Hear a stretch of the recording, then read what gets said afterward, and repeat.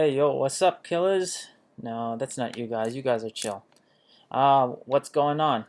Whoop, that wasn't meant to happen. So, I'm here today to talk about Cardano. Okay, Cardano, the cryptocurrency that's supposed to uh, be the Ethereum killer. Okay, um, so I knew about Cardano a long time ago. It was, I think let's take a look at the uh, price. How long ago it was? What? I mean, 2017 was supposed to be a huge year for Cardano. You see, it started way back. Uh, First month was October 2017, and you see how it spiked like insane. I think it went to 118 was the highest, right? And then it went crashing all the way down. I mean, start of its ascent was meteoric, right? Now it's reached what some would consider another meteoric ascent to about 93 cents. So, and then now it's seems like it's coming back down to earth a little bit. It's at 84 cents right now, which is uh, significantly lower than it was in terms of total market cap. And I think people are taking money out of Cardano and moving it over to a few other coins. So we have to be realistic about the ascent of Cardano. It was insane, right? Like, I mean, if you look just how much, again, a short time. Typically, these spikes are associated with very high drops, very fast drops, and that's just the idea of a pump. But Cardano has been getting more fanfare recently because I want to see what the community results say. I'm going to say it's good. And see, 81% say good, right? So I guess CoinMarketCap has some sort of rating system. But the thing is, Cardano has had a lot of fanfare because it's one of those coins that have a ton of uh, scientific and technological backing that has credibility. The guy Charles Hodgkinson, he made Cardano, and let's see a little about him, because for me, it's important to understand a little bit about the crypto. Uh, Dono Charles Hoskinson, not Hodgkinson. Okay, let's see what he has to say about Cardano. He streamed something. Wait, hold on. He streamed something 6 hours ago. Let's see what he's talking about. Broadcasting live from warm, sunny Colorado. Always warm, always sunny. This chat always replay Colorado, isn't very. At least recently. It's -5 out. It's not warm at all. It's cold. Very cold. Okay, let's get to the meat of it. Let's talk about updates. Day. A lot of positives and I here. figured I'd come into the office and spend some of Valentine's Day with you guys. How about that? Okay. Yes. I love this day. It's a fun one. It's an excuse to buy lots of chocolates and flowers. Okay, let's just hear a little bit about Cardano's. We'll get to the modern day Charles Hoskinson, but this was him a few years ago.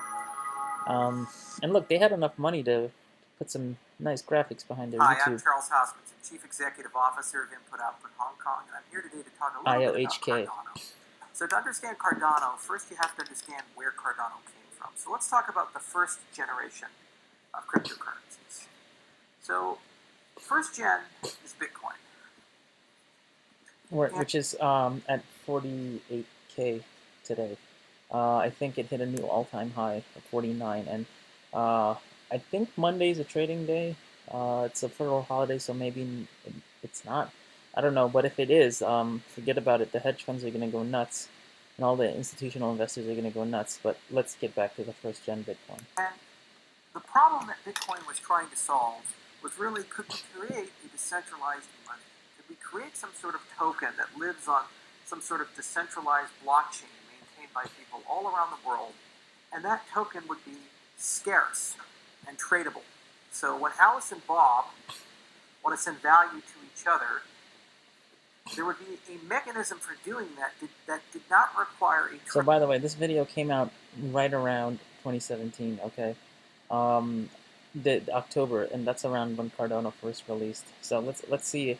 We're going over the basics of crypto here, and we all know that, being in the community and whatnot, the DeFi community. But let's just keep trusted third hearing what he's party, saying. a trusted intermediary. Now, this was kind of a really cool and interesting idea. It had very old roots, starting from the 1980s and beyond. But Bitcoin was really the first to bring this all together, and it was a tremendously successful experiment. After just a few years, Bitcoin not only accrued thousands of users, but also started being worth real money. Tokens went from less than a penny to actually $1 to eventually $100. And right around that time period, we saw a huge influx of people saying, boy, this is really interesting. However, the issue is that the transaction between Alice and Bob has more than just the act of moving money associated with it. There's a story behind that transaction. There's terms and conditions. For example, what if Alice says to Bob, I'll give you the money if and only if you mow my lawn. I'll give you the money if and only if you repair my roof. This is a contract. This is the story. So first generation technology wasn't really well suited for this. Every single time someone wanted to make a change to Bitcoin, they'd have to build another cryptocurrency, or they'd have to figure out how to install some sort of cumbersome overlay protocol, like Mastercoin or Colorcoins. So back in 2014, Vitalik Buterin, myself, and many others came together and we launched the first second generation blockchain. And this is Ethereum. So this is Charles Hoskinson. So, by the way, I'm going to pretend like I don't know anything what's going on here because we're going to go through this together. Charles Hoskinson was one of the founders of Ethereum, along with Vitalik Buterin. So now, Ethereum is kind of like when JavaScript came to the web browser. We went from these static, simple pages that were not terribly functional, but at least they did something, to pages that were fully programmable. This then enabled us to build. I wouldn't call JavaScript fully, I wouldn't call the incarnation of JavaScript that came out in '95 fully programmable. But I mean, I get his comparison. There were quite a few problems with the first ECMAScripts. The Facebooks, the Googles, the Gmails, the experiences we've come to know and love. So Ethereum brought a programming language to a blockchain. So this programming language paradigm allowed smart contracts to be written to have customizable transactions. So when Alice sends that value to Bob, all those terms and conditions could then be embedded within the transaction, and it can be bespoke to her particular needs. Now, this paradigm, like Bitcoin, also took off, and now Ethereum is among the largest of cryptocurrencies. By the way, my boss and a lot of my more, elevated quote-unquote coworkers like to use the word bespoke. I don't like the word bespoke so much because it makes people sound a little bit too big for their britches, trying to be fancy or whatnot. But we can just roll with it. If you like bespoke, you can say bespoke if you want. I'm not going to be the verbal police, but I'm not going to give you a thumbs up on your video if you do use the word bespoke. Huge developer community. Unfortunately, just like Bitcoin, we're starting to enter into a new realm. We're going into the third generation. And now we're in the fourth, but let's just pretend we're back in 2017. Let's do where some time we've travel. realized that Ethereum can't scale to millions of users, to billions of users. Ethereum doesn't really have a good developer experience. Ethereum and all cryptocurrencies have really a bad governance experience right now, where every single time there's a major disagreement, instead of finding a way to resolve it, we end up usually seeing things like Ethereum and Ethereum Classic, or things like Bitcoin and Bitcoin Cash. Furthermore, there are big sustainability problems in the space. Namely, that's true. For anyone new to cryptocurrency, there's just so much annoying. There's so many. It's literally. It's the Wild West still. Still the Wild West. I mean, everyone thought the Wild West had seceded control to formal government after in 2018 during the long crypto winter, after people became shit scared of regulations. But I guess people started getting back on board, especially because of the pandemic. There was a lot of increased interest in crypto. So I mean, because people don't necessarily want to have their money tied up with the government anymore for many reasons. But there's many other reasons that crypto got quite a bit of a surge. But let's just continue. After the ICO money is out for a project that's funded this way, or let's say the venture capital runs out, Who will fund to grow the chain? Who will fund to actually build out an ecosystem? These are big open questions. So the third generation is all about three topics. One is scalability. Yeah, Ethereum Two is doesn't scale at all. interoperability. It didn't scale. Now it does. I mean, a lot of things have happened, I'm guessing. And finally, there's this notion of sustainability. Sustainability. With cryptos that So the cost... Cardano project is really our philosophy, our vision on how to solve each of these categories in a way that we feel is going to inherit the best features and lessons learned from Generation 1 and Generation 2, but also add a lot of new concepts and technology to the space. And this project is built with some really good principles, namely two. First off, all the science that guides the solutions to these problems goes through some notion of peer review. So we go to conferences, we write proper... By the way, people love to refer to the peer review process in Cardano, and like especially like a lot of pump videos that are saying that, oh, Cardano is going to go crazy, it's going to go through the roof, it's going to be insane, and people look for the fundamentals, and often one of the list of fundamentals that people spout along with the other things about Cardano that make it similar to Ethereum with smart contracts, etc., is that it's peer reviewed. Uh, you know, I don't think too many people actually really understand the peer review process. Let's assume scientific papers, we engage universities, and all the engineering, we have the goal to eventually implement as high assurance code. Okay, just think about it. Remember, the peer review doesn't necessarily mean great. Okay, peer review can mean a lot of different things. But we'll go with it for now. But it could be. I mean, you have to think about who your peers are, right? Who are the peers who are reviewing it? I mean, one can assume that, well, they have PhDs, they have some notoriety in the field, that they would be the right people with the right technical experience to evaluate something. But you never know. There's always bias, right? Like, I mean, I guess you can. The best you can do is trust the person who has the most authority and least bias. But let's find out more. Which means the same types of techniques one would see with the Shinkansen or a jet engine, where when the failure of the system results in human death, we can apply those techniques to our protocols to engineering and development so that we have a much higher belief in the quality of the code. This avoids events like the DAO, the parity hack, and other such things as we've seen in the space. So let's go through each of these in more detail, starting with scalability. So scalability is kind of a loaded term. Yes, it is. And it has a heck of a lot of meanings. But from a cryptocurrency's perspective, you can really think of scalability in three different perspectives. So, one is scalability in terms of transactions per second. So you'll often hear people say, well, Bitcoin has 7 transactions per second, or Ethereum has 10 or 20 transactions per second, and this new protocol has 200 transactions or 300 transactions per second. There's this notion of how many transactions am I able to get into a block within some finite period of time. But it's not the only thing that you have to concern yourself with. All right, so for the longest time, again, for people who don't necessarily know everything that's going on in the space, Ethereum was quite restrained and didn't have its takeoff moments because of the low transaction rate. And people were saying this is the scalability problem with Ethereum.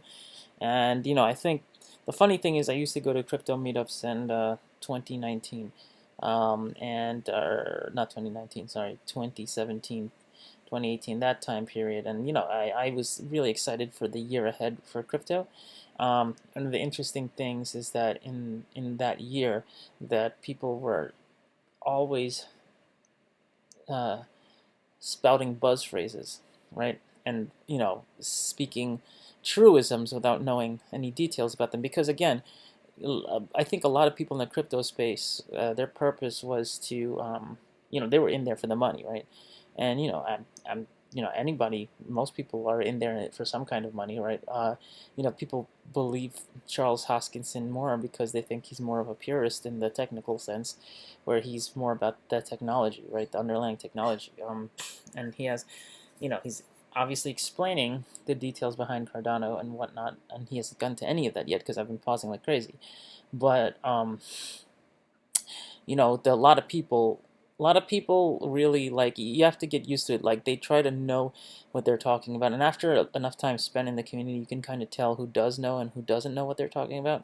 And some people might know what they're talking about on in one thing, one subsection of ideals or whatnot, and then they know nothing about everything else.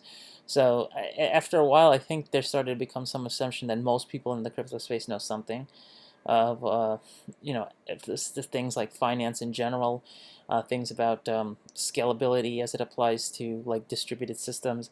Like I mean, you could make they loosely know this stuff, but you still have to be careful because people got to have their fact check sheet in order to kind of fool people into thinking they have cred, right? So whenever anyone talks about scalability, I would say in the crypto space, give them a little quiz on the cap theorem.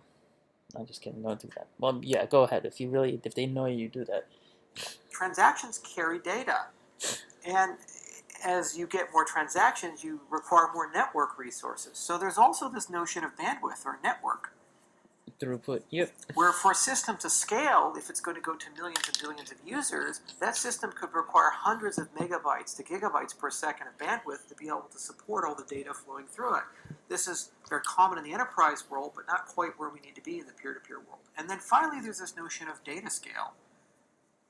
So blockchains store things, hopefully, forever. And so every time you put a transaction in, regardless if it's relevant or not, it ends up in the log. And as you have more and more transactions per second... So blockchains store things forever, right? This is kind of an interesting concept to really get through to people. Like, yes, yeah, they do. That's their intent. But, forever is also dependent. Forever in the world of crypto and in general, in any human constrained environment, is in its own way an ephemeral thing, right? Like bridges last forever, right? Until they come crumbling down due to lack of maintenance and successive accruing of damage or environmental damage. What else lasts forever? It can be a little darker and say the World Trade Center was supposed to last forever, right? Until what happened. So I mean, forever is something that, like, yes, ideally speaking, but the ideal is pretty. I mean, for blockchains that exist today, there's more popular ones. Yeah, you can say, virtually speaking, they are kind of lasting forever. The chains for Ethereum, the chains for Bitcoin are, quite robust in their ability to like log transactions. But I don't know. I mean, you need more and more data. And as a consequence, blockchains will grow from megabytes to gigabytes to terabytes to petabytes and potentially even exabytes. Again, this is okay in the network world, but when we talk about a replicated system whose security model relies upon each node having a copy of the blockchain, this is not tractable for consumer hardware devices. So, Cardano, what we're trying to do is figure out ways to solve these problems in a very elegant way. Namely that as we add people to the network, we naturally get more transactions per second, we get more network resources, and eventually we'll get more available overall data storage without compromising our security model. So let's talk a little bit about some of the innovations we've already brought, namely with the throughput. Let's hear this. This is important because the throughput, I mean, I'm sure they've advanced way farther than this now in 4 years, but let's hear about what advancements in 2018, the cusp of 2017 to 2018 were there in the throughput aspect. A peer-reviewed white paper. Again, peer-reviewed. For a provably secure proof-of-stake protocol.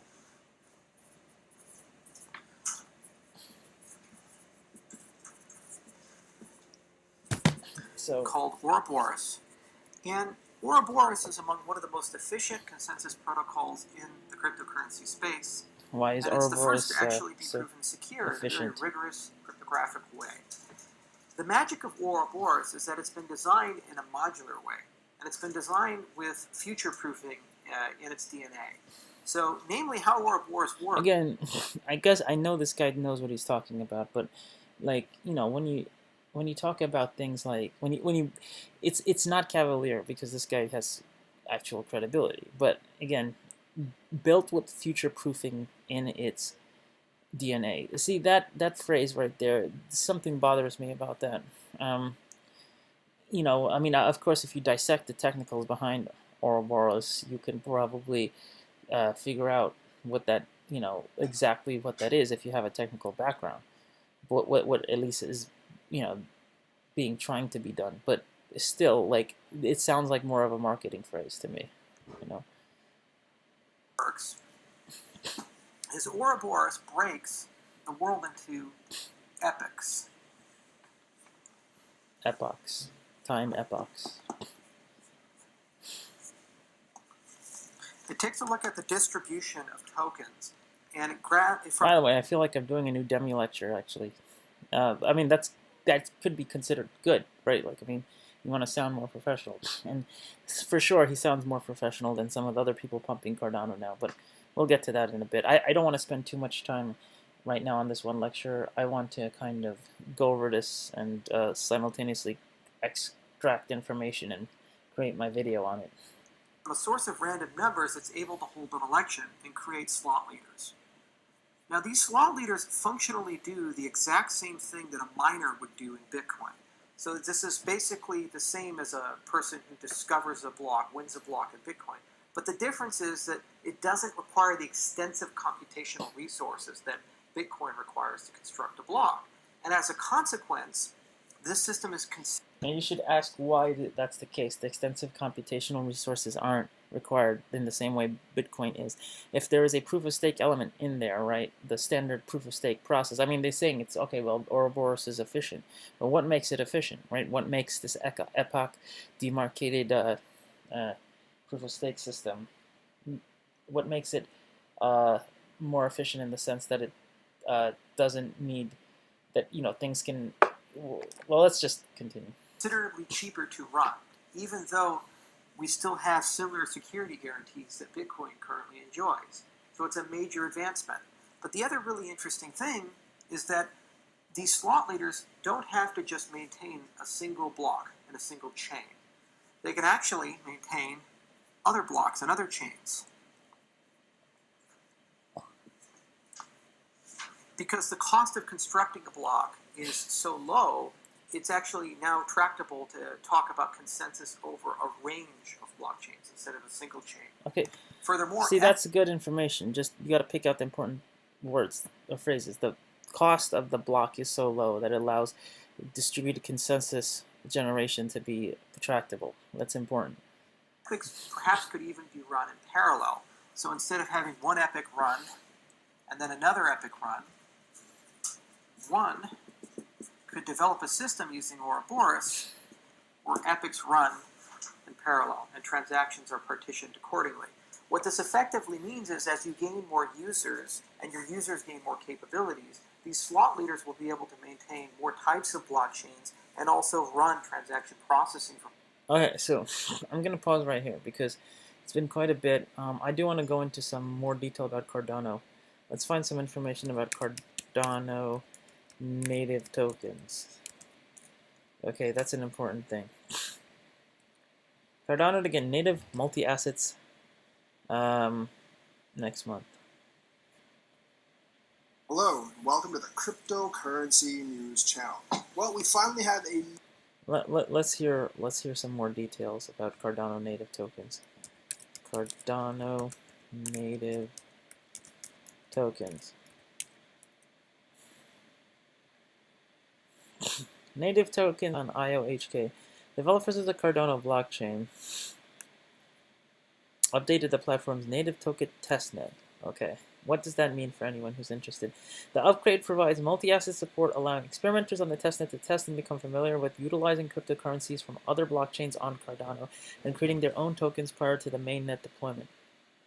So, when's the mainnet deployment occurring? I bet the price will go up at that point. I mean, that's whenever there's a mainnet deployment, there's usually a increase in price, right? The update introduces the ability to create native tokens. This is another important step in the Guggen rollout, which, along with multi-asset functionality, will see smart contracts enabled on Cardano this year. That's an important thing.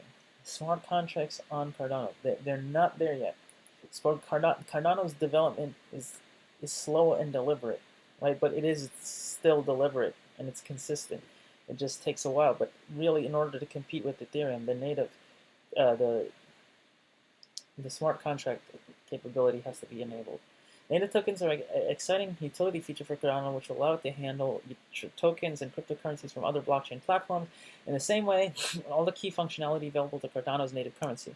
So what does that mean exactly? So again, you have to keep asking yourself here, what does that mean? This solution allows for tokens from Ethereum, whether for monetary value or utility intentions, to be represented on Cardano without the need for smart contracts or custom code. Why would you want that? Now, like, yeah, let's ask our who, what, when, where, why. Why would you want Ethereum tokens?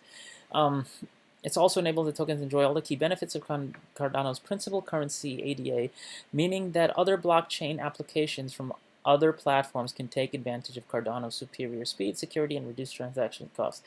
So, supposedly, if you're doing transactions with Ethereum on Cardano, you get to you get to treat the Ethereum transactions with the same speed. So could this allow Ethereum transactions to occur super fast?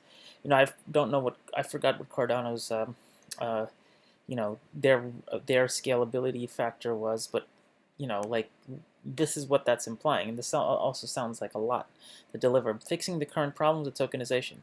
The current tokenization process for other platforms like Ethereum requires the creation and implementation of custom code. This adds a layer of complexity, cost.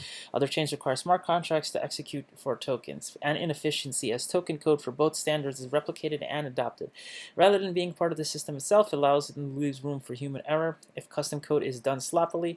See, custom code, what is going on here? Like, what kind of custom? Like, when I realized this is a, City AM, whatever article. I don't know this site too much, but I like to see. I know I'm not reading a medium technical article here, but I would like to see what this whole issue with the custom code. What I would like to see a snippet of this custom code, and the sloppy version versus the non-sloppy version. It introduced bugs that could lead to financial loss, as was seen in 2017 when software bugs led to the loss of $300 million worth of Ethereum's cryptocurrency. So, custom code for the additional layer on top of Ethereum, that's not usually changed. This solution enables tokens to behave in a similar way to Cardano's principal currency, ADA, allowing projects to access market-leading levels of speed, security, and minimizing unnecessary costs. Again, more marketing. Why?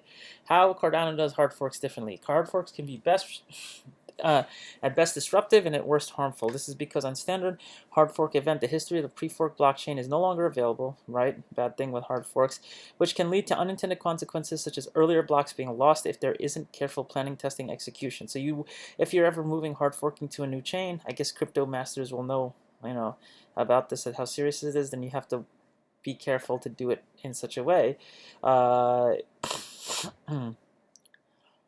So how are hard forks done differently? Because that's what Cardano's promising. Cardano's method for hard forks is probably more accurately described as a soft fork, as it calls minimal disruption for even large changes. The platform has a unique hard fork combinator.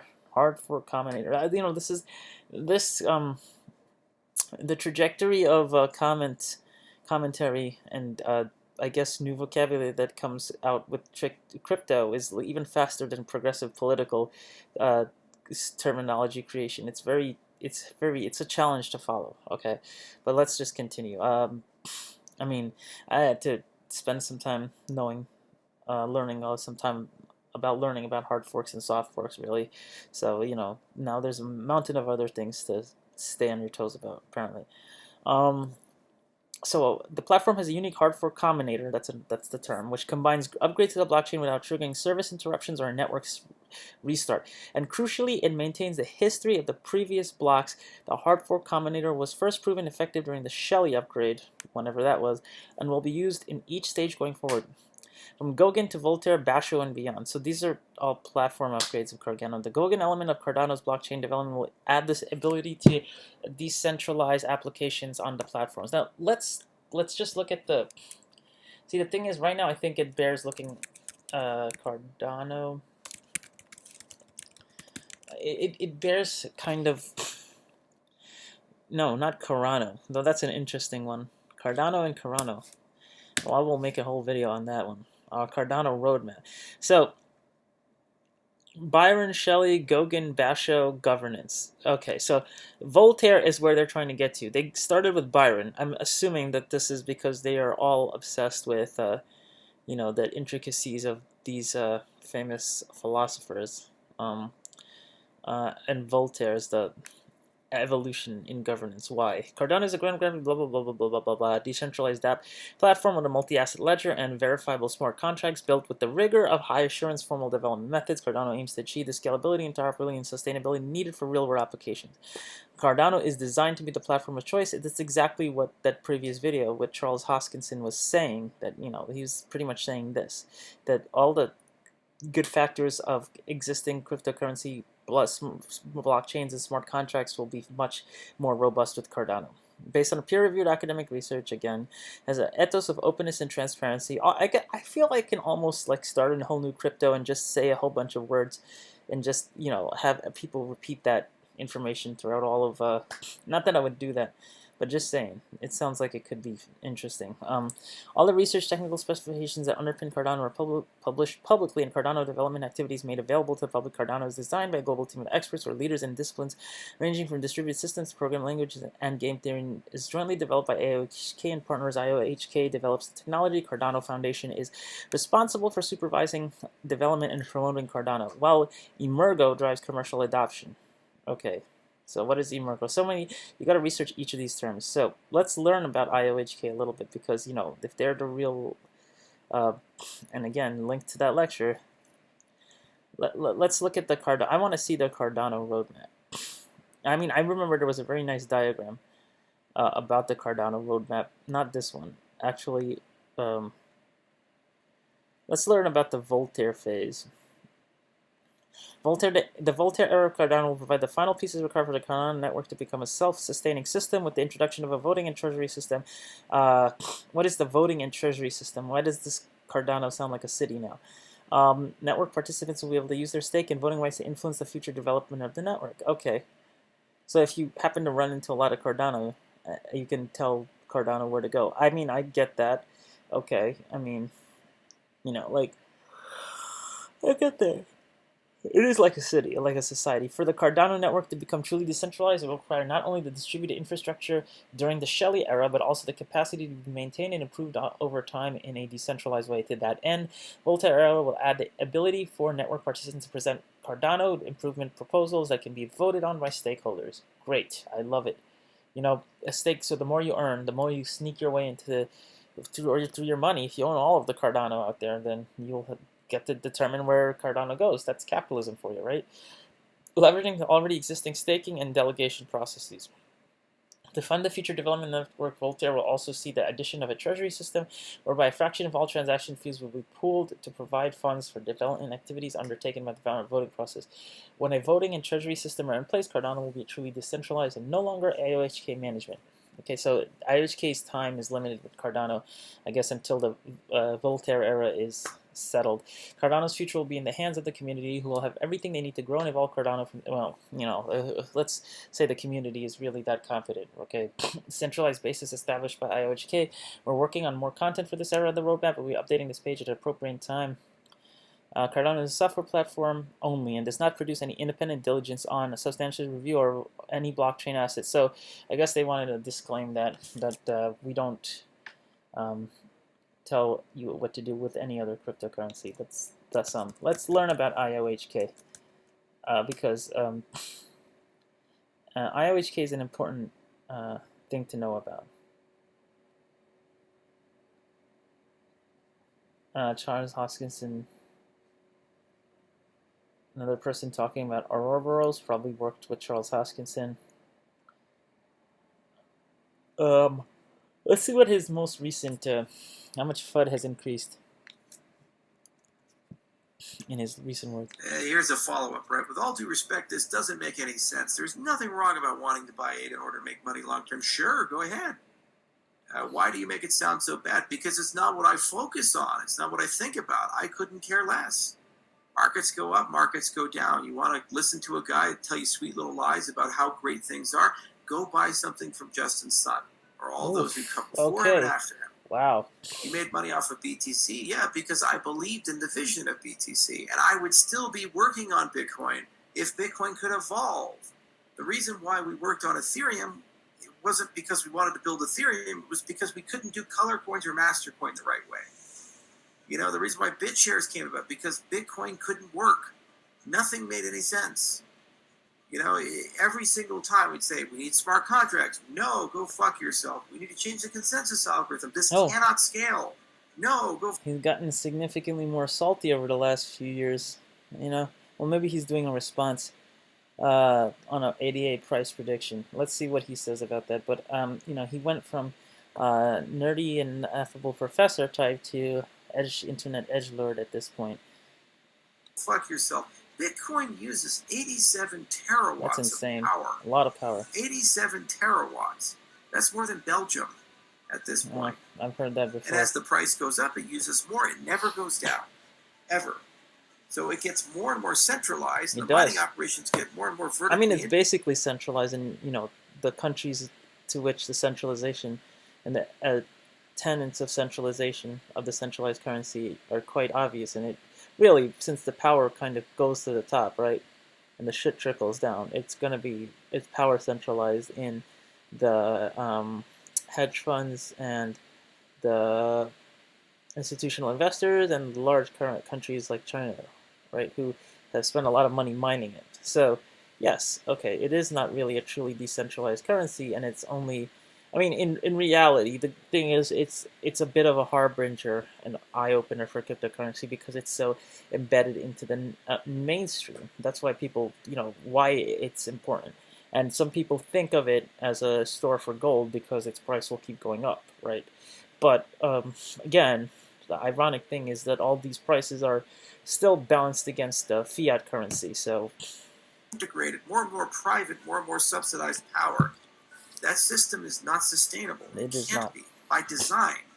These are known problems, and the cult of Bitcoin can't admit these. I mean, they know about it. It's just so you're making money in the short term, right? Conducted an exodus, and we went into the altcoin space and started building alternative experiments because we want the promise of the ecosystem to exist. We would like people to be their own banks. We would like people to be in charge of their own data. I mean, you know, I can sympathize with the idealism going on here, right? I mean, like, but what do you think is going to happen? Is the banking system really going to ever want this to happen? The banking system makes so much money off of the transactional elements of the meta of the banking, right? That there's no, like, all the security elements and everything else that they want to charge you from special accounts, like things that Wells Fargo has gotten in trouble for. You know, they make so much money off that, they won't let that go. It's like the meat industry ever really letting meat ever died of veganism. Doubtful. Data and their identity, because when they're not, they get deplatformed and they get compromised. We would like people to be their own payment system and to get rid of SWIFT and BIS and these types of things. That is the goal. That's why we do what we do. That's why we build what we build. That's why we go where we go. Not because it was all about making money. No, no, no. It's a lot easier to just buy and hold Bitcoin. Great. But then what have you accomplished? What have you done with your life? You've gotten money, but does your money even mean anything? Imagine the farmers in some... You know what? You're right. But here's the thing that annoys me, okay? This is something... Look at all those crunchy-ass dollars over there. Let's look at the time. I'm running 40 minutes, but that was the whole point. So here's some... you know, here's some things that philosophically that bother me here. Like, okay, right, like, you know, there are promise and idealism of the decentralized cryptocurrency space where everyone's their own bank and everyone can circumvent the system and, you know, not have to worry about centralization of currency and essentially the power that comes with not with controlling your currency and all sorts of laws about $10,000 limits and withdrawing from your bank and all that nonsense. The thing is, you can't, you know, besides not being able to, like, the thing is, there is nothing wrong with, I mean, he asked what your money means, if you made money simply through speculative investing with Bitcoin. And I think quite to the point, your money actually is important because the people's money is what allows them to pursue these innovations. I mean, one assumption that's in present in his Charles Hoskinson's words that I think is bears fleshing out is that he's talking as if people who have this money who've obtained it from crypto have no other dreams of their own besides owning a yacht or owning a moon Lambo or whatever the hell. I mean, I think a lot of people need the time to actually uh, follow and increase their interest in the system and increase the innovation of the system, and therefore the money is important, right? Like, I mean, the money gives you that freedom because it takes a huge chunk of the hampering portion of your life away from you and lets you focus on what you want, right? What is your money worth? It is worth the time in order to spend pursuing your dreams, and in many cases, especially if your dreams involve this decentralization of currency, then you I would say don't obtain your money in a bad way, but also realize that that statement is a little on too idealistic, right? Zimbabwe, right when Mugabe took over, and the currency still had some value to it. And let's say you want to retire, so you sell all your land and you get a bunch of the local currency. 10 years later, you can't even buy a sandwich. Yeah, I mean that's fair enough. The collapse of localized currency is really, with it because the currency collapsed. If your life goal is avarice and you're chasing things, not ideas, is avarice. Whoever captioned this is not paying attention. You're chasing wealth and you're chasing power, not relationships and experiences and principles and aiding your fellow man, then at the end of the day, you may achieve for a short period of time wealth and power, but you will not achieve happiness. I don't know. Some people's happiness is simpler than decentralizing the world's currency. You just won't. So you take care of people, you address your material needs, and great. And some people get very lucky and they accumulate lots of wealth, but if they make that the center of their life, it's pointless. And I mean, as long as you're alive, I mean, my goal is also in the line of I am long Bitcoin and Ethereum here to this. Okay. Crypto. Kind of Jake Paul type. God, what has our industry taught people? $1 trillion of value has been created by tokens living in magic internet money in the sky. $1 trillion. I've been around so long to remember when they were worth $1 and Bitcoin's market cap was $100 million. And we were like, wow, this is incredible. And then suddenly it went to $1 billion and we couldn't believe it. It was impossible to have a capitalization that high. Is there any real material difference from that to $1 trillion? No. It's all numbers. It's all made up. Fiat's made up. Money doesn't exist. It's a human concept. People exist. Social interactions exist. Kindness exists. These are concepts that matter far more. Money is a necessary evil that we created in order to make society work. And so far it's been okay, but then we've convinced a bunch of people that that's the point of life. And you know what?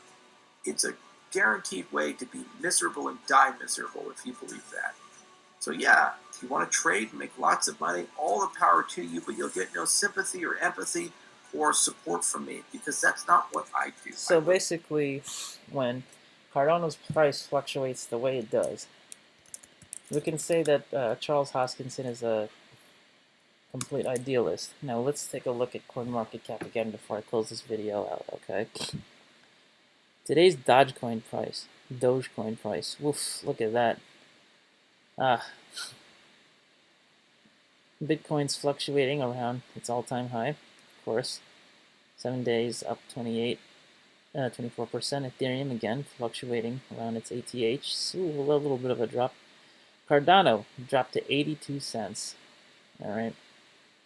Now, you got to think about this, right? Like, he doesn't care at all about this dip in Cardano. And you got to be careful with that because the thing is, Charles Hoskinson has really, put his stake in the ground about about how much he doesn't care about Cardano. Like, Cardano's dip on Sunday should be of no, Well, let's take a look at Ripple actually. look at my ADD in effect. You know, Ripple is one of those additionally crazy cryptos, right? Um, but in the case of Ripple, like there's so much personality here. XRP, look, Bittrex isn't even listed on here. Um, oof, oh my god, it's probably there you go, 57.30. Marketly not. This market is not currently available. Does not exist in your jurisdiction. You don't even know my jurisdiction. Anyway, well, if you own Cardano, you should protect yourself. Let's put it that way. Okay, that's it for today. I've done a lot, and I'm gonna go and do more crypto review videos, reviews of reviews. Some of you might not think that this is useful information, but it helps me learn, and maybe it'll help other people have a perspective who aren't like mooning like crazy obsessed with that. So, okay, see ya. Hey yo, what's up, killers? No, that's not you guys. You guys are chill.